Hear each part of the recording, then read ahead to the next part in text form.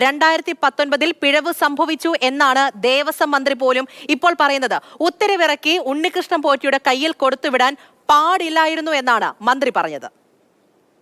ഈ കൊണ്ടുവയ്ക്കാനുള്ള അവസരം ഉണ്ടാക്കി ഉണ്ണികൃഷ്ണൻ പോറ്റിയുടെ കയ്യിൽ കൊടുത്തുവിടാനുള്ള വന്നത് ഉണ്ണികൃഷ്ണൻ പോറ്റി ഈ പറയുന്ന കമ്പനിയിൽ പേര് കൊടുത്ത് ഇയാളുടെ പേരിലാണ് വാറണ്ടി വാങ്ങിയിരിക്കുന്നത്.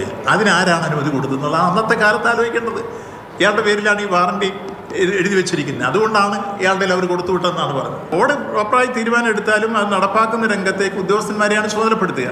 ആ ചുമതലപ്പെടുത്തിയ കൂട്ടത്തിൽ ഇയാളെ മാത്രമായിട്ട് 2019 എന്തിനു കൊടുത്തുവിട്ടു എന്ന കാര്യം നിങ്ങൾ ചോദിച്ച ചോദ്യം പ്രസക്തമാണ്. അവരാരെങ്കിലും ഉദ്യോഗസ്ഥന്മാർ കൂടെ പോകേണ്ടതില്ലേ?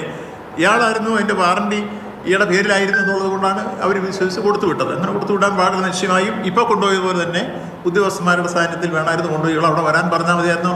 അത് ന്യായമായ യുക്തിക്ക് നിങ്ങൾ ചോദിക്കുന്ന ചോദ്യമുണ്ട്. അത് ഇപ്പോൾ അവർ അന്വേഷിക്കട്ടെ. 19 ഇയാളുടെ കൊടുത്തുവിടുന്നത് ഇയാളുടെ വാറണ്ടി ഇയാളുടെ പേരിലായതുകൊണ്ടാണെന്നാണ് വിശദീകരിച്ചത്. കൂടുതൽ പരിശോധനയിൽ വരട്ടെ. പ്രശാന്ത് കൃഷ്ണയാണ് ഈ വാർത്തയുടെ വിവരങ്ങൾ നൽകാനുള്ളത്. പ്രശാന്ത്, മുൻപ് പത്മകുമാർ എന്താണ് പറഞ്ഞത് എന്ന് ഓരോരുത്തരുടെയും മനസ്സിലുണ്ട്. പക്ഷെ ഇനി ആ വാദങ്ങൾ നിർത്തിയിട്ട് ഒരു കാര്യവുമില്ല. ദേവസ്വം മന്ത്രിയാണ് പറഞ്ഞത് 2019 പിഴവ് സംഭവിച്ചിട്ടുണ്ട്, ഇങ്ങനെയൊന്നും നടക്കാൻ പാടില്ലായിരുന്നു. അതായത് കാര്യങ്ങൾ ക്ലിയർ ആണ്. ഇനി ഈ വാദങ്ങളൊന്നും നിലനിൽക്കില്ല. എന്താണോ ദേവസ്വം ബോർഡിന് പറയാനുള്ളത്, അന്ന് എന്താണ് സംഭവിച്ചത് എന്ന് പത്മകുമാറും ഇനി വിശദീകരിക്കണം. മന്ത്രിയോട് ഈ ചോദ്യം നമ്മൾ ചോദിക്കുമ്പോൾ മന്ത്രി എന്തെങ്കിലും പറഞ്ഞ് അതിനെ ന്യായീകരിക്കാനല്ല നിന്നത്. മറിച്ച് പത്മകുമാറിന്റെ ഭരണസമിതിക്ക് ഒരു വീഴ്ച പറ്റി എന്ന് തന്നെയാണ്. കാരണം 2019 അവിടെ ഉണ്ടായിരുന്ന സ്വർണ്ണപ്പാളി ചെമ്പാക്കി മാറ്റിയ ഉത്തരവ്, ആ ഉത്തരവ് മാതൃഭൂമി ന്യൂസ് പുറത്തു കൊണ്ടുവരുന്നു. ആ ഉത്തരവിൽ ആണ് ഈ ദ്വാരപാലക ശില്പം സ്വർണം പൂശുന്നതിന്, ചെമ്പുപാളി സ്വർണം പൂശുന്നതിനായി ഉണ്ണികൃഷ്ണൻ പോറ്റിയുടെ കയ്യിൽ കൊടുത്തുവിടാനുള്ള തീരുമാനമെടുക്കുന്നത്.